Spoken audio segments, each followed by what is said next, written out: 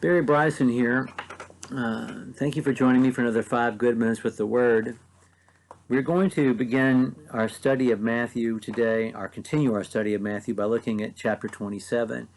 We just talked about Peter's denial, and immediately connected to Peter's denial is the death of Judas.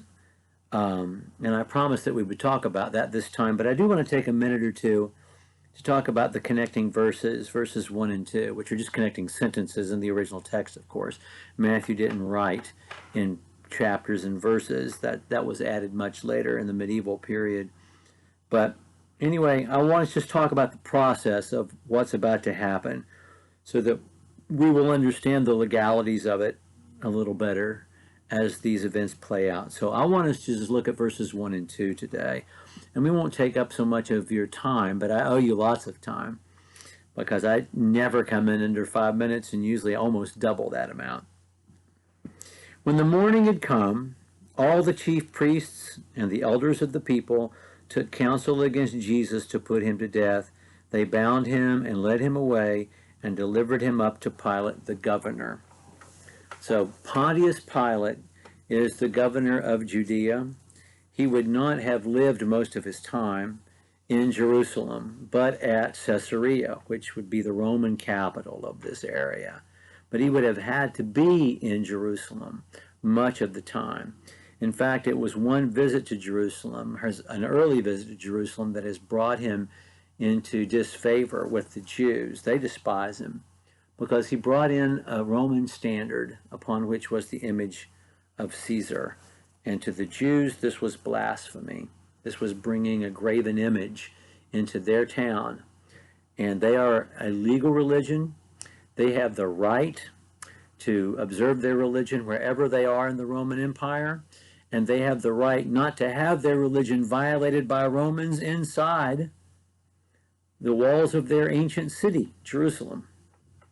And they consider an image, any image, a bust of Caesar, a depiction of Caesar, as an idolatrous image because Caesar, in some places around the Roman Empire, is worshipped as a god, and that is encouraged by the Roman government. And that's going on as a backdrop to all of this. And so Caiaphas is this wily player who's not going to live very many years after this, by the way.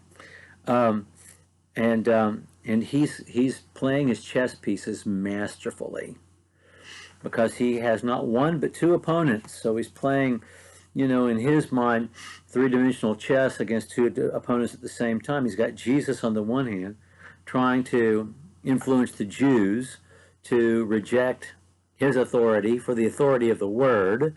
And then he's got the Romans, who are trying to impose their own will on the Jewish people, and he's supposed to be their representative and represent their interests. And so he's having to manage all of this, and I'm sure he thinks of himself as awfully clever in turning Jesus over to Caesar, and we'll see him act quite cleverly in making sure that the Romans are the ones who execute Jesus, and that it's all done legally, at least according to Roman law.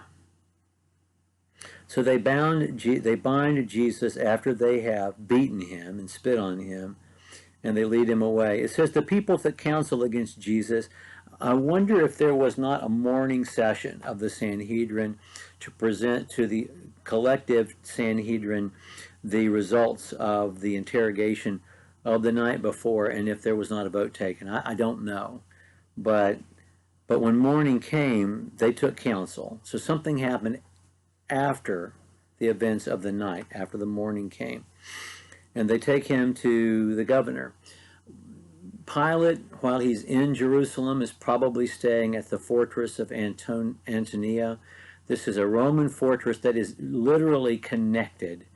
It's built right up against the temple compound that Herod had built. So the tower of the fortress could look down into the temple compound to see what was going on. And that plays a role. That's where Jesus is going to be displayed. and the people are going to be given a choice between Jesus and Barabbas. Later on, it's where Claudius Lysias is going to see Paul being beaten and nearly killed, and where he'll go rescue. He'll come down and gather the troops and go rescue the Apostle Paul. But that's the setting, and so they're going to have to go knock on the door, literally knock on the door of the fortress of Antonia, and have Pilate come out, because it is Passover week and they cannot be defiled by entering into the fortress to talk to them. So that's what's being described in verses 1 and 2. And then we have the events of Judas, which seems to be a little bit out of sequence. But it is put here because it is connected immediately to what happens to Peter. The story of the betrayer and the story of the denier are juxtaposed in the text.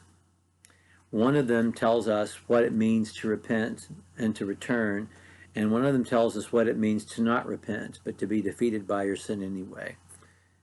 And so we'll talk about Judas next time. Thank you for joining me for another 5 Good Minutes with the Word.